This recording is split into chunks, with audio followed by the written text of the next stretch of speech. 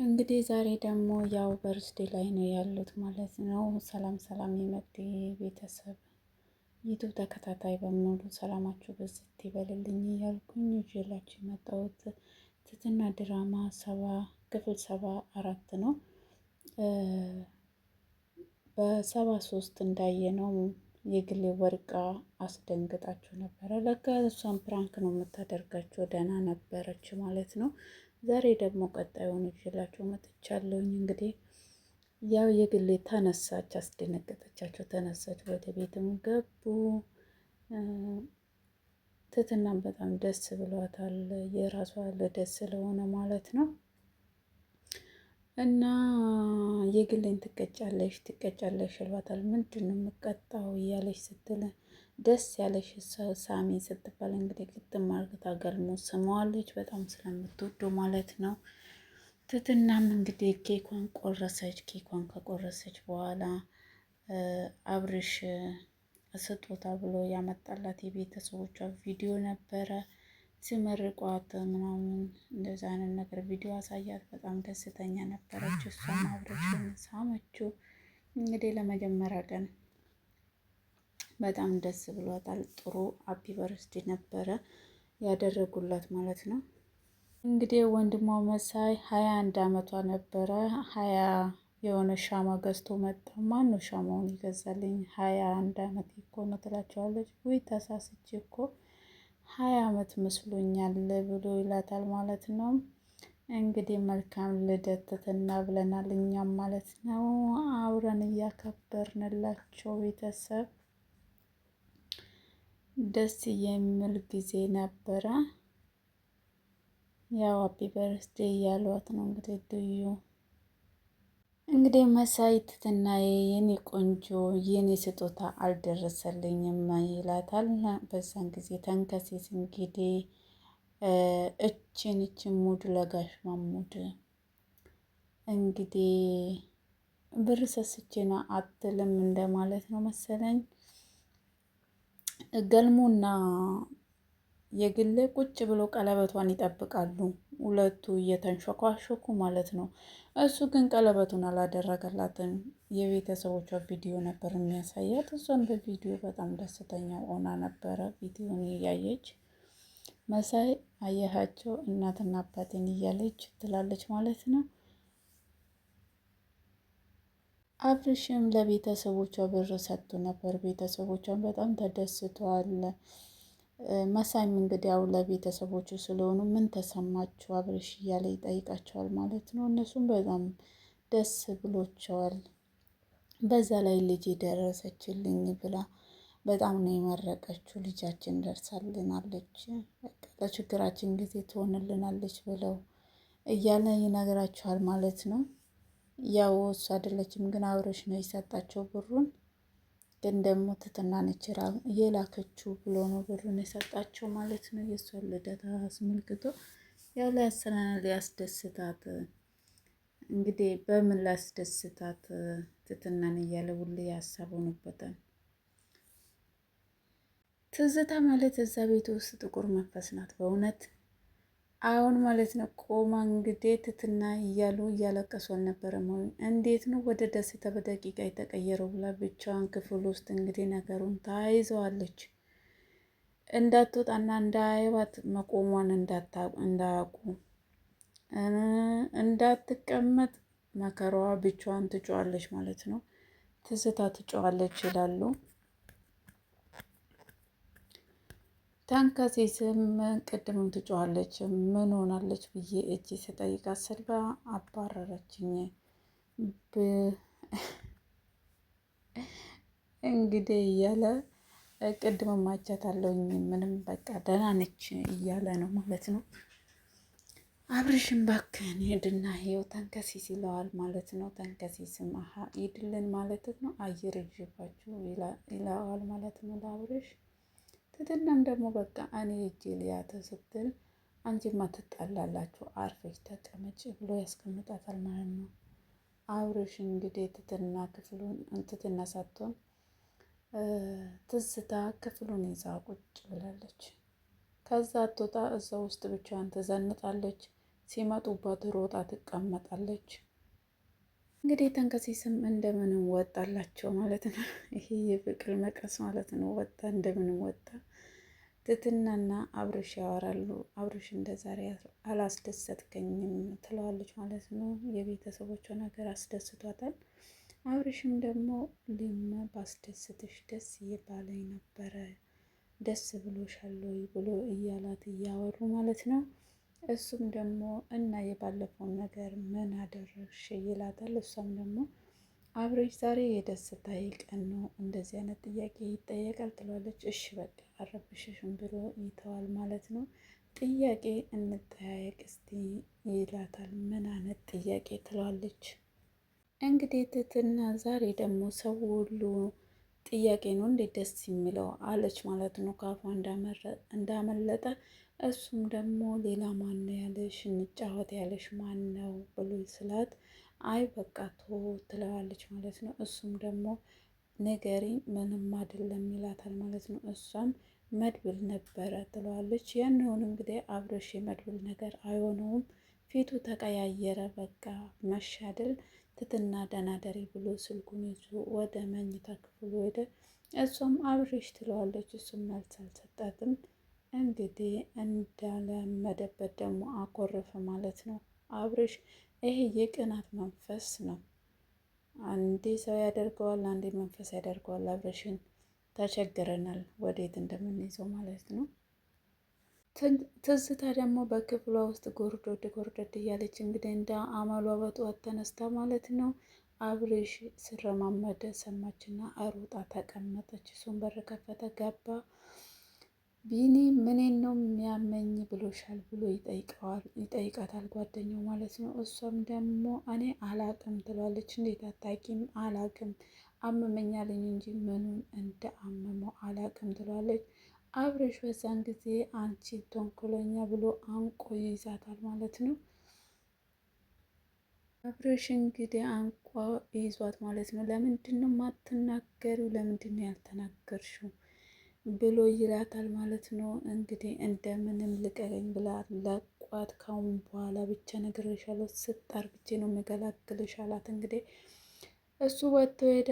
አብርሽ ብቻ አንተ በግድ ወደ አንተ እየገፋፋኸኝ ነው፣ አሁንም የቤቱን ጉዳይ አልተውኩትም፣ እንደው አንተኑ ነው የማገባው ብላ እንግዲህ ዝታለች ማለት ነው።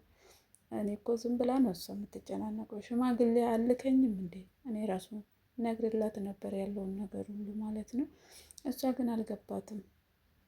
በግድ አገባዋለሁ ብላለች። እንግዲህ መጨረሻውን አብረን እናያለን ማለት ነው። አገባችሁ አላገባችሁም እንግዲህ ትዝታ አሁንም ለአንዱ መንገደኛ ትደውላለች። ካርታው ወደ ሲሜ አዙርልኝ ብለው ማለት ነው። እንግዲህ ትዝታ ምንም ችግር የለውም ስለ ብሩ አታስብ ትሏለች። እንግዲህ የኔ ቢጤ ከአረብ ሀገር የገባች ናት። የአረብ ብሯን እንግዲህ እንዳለ በጉቦ ነው የጨረሰችው ማለት ትችላላችሁ። እዛው ቁጭ ብላ ማለት ነው በስልክ እንግዲህ አንዱ ሲቀማት አንዱ ሲቦልካት እንግዲህ በዚህ ጉዳይ ነው ያለችው። አሁንም የካርታው ስም በራሴ ታደርጋለህ ወይ እውነኛ ሰው ፈልግልኝ ትለዋለች። እሱም ደግሞ እንዴት ሆኖ ስላት እኔ ሙሉ ስሙ በእኔ እንዲሆን ነው የምፈልገው፣ ምንም የሚያስቸግር ነገር የለውም ትለዋለች ማለት ነው። እሱም ደግሞ የገንዘቡ ነገር ይላታል። እንግዲህ ስለ ገንዘቡ አትጨናነቅ፣ አርፈክ ስራ ብለዋለች። እንግዲህ ይሄንን የአረብ ብር እንግዲህ ከጨረሰች ተመልሳ አረብ ሀገር ወይም ደግሞ ከዛ ቤት ጎዳና እንደምትወጣ አንጠራጠርም። መሳይ ወደ ስራ ይሄድ ነበር። ጽጌ ተከትለው ትሮጣለች። ምን ሆነሻል ይላታል። የተባባልነውን ነገር ንገረኝ ትለዋለች። ምንድን ነው የተባባልነው? ብሩን እወዳለሁ፣ ብር ለምን እንደምትወድ ለምን እንደሚጠቅምክ ንገረኝ ትለዋለች።